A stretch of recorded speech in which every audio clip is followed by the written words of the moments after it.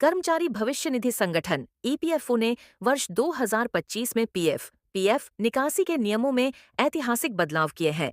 इन सुधारों का मुख्य उद्देश्य प्रक्रिया को सरल बनाना और आपातकालीन स्थिति में कर्मचारियों को तेजी से पैसा उपलब्ध कराना है।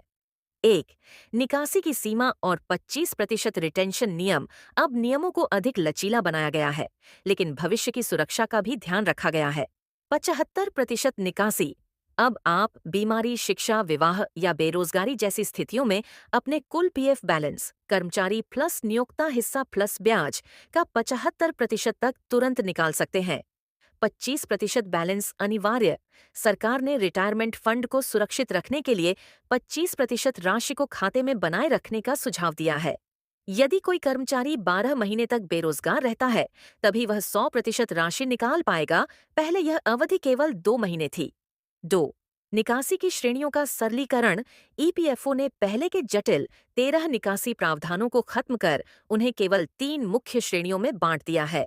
आवश्यक जरूरतें, बीमारी, शिक्षा और विवाह। शिक्षा के लिए अब 10 बार और विवाह के लिए 5 बार तक पैसे निकाल सकते हैं।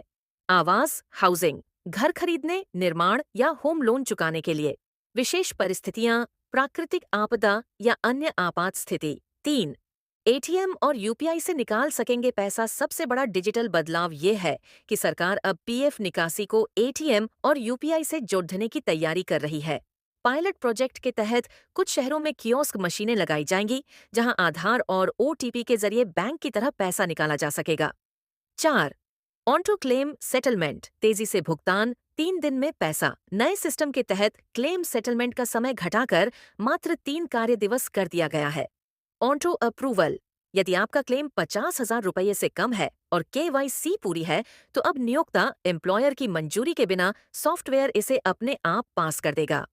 5, पेंशन ईपीएस के नियमों में बदलाव। पेंशन फंड ईपीएस निकालने के लिए अब 36 महीने 3 साल का वेटिंग पीरियड अनिवार्य कर दिया गया है।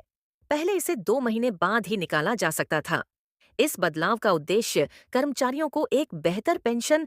3 साल का वेटिंग पीरियड अनिवार्य कर दिया गया है। पहले इसे 2 महीने बाद ही निकाला जा सकता था।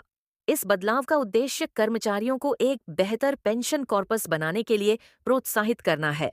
जरूरी बात, इन सुविधाओं का लाभ लेने के लिए आपका यूएएन आधार से लिंक होना और बैंक खाते की जानकारी केवाईसी अपडेट होना अनिवार्य है।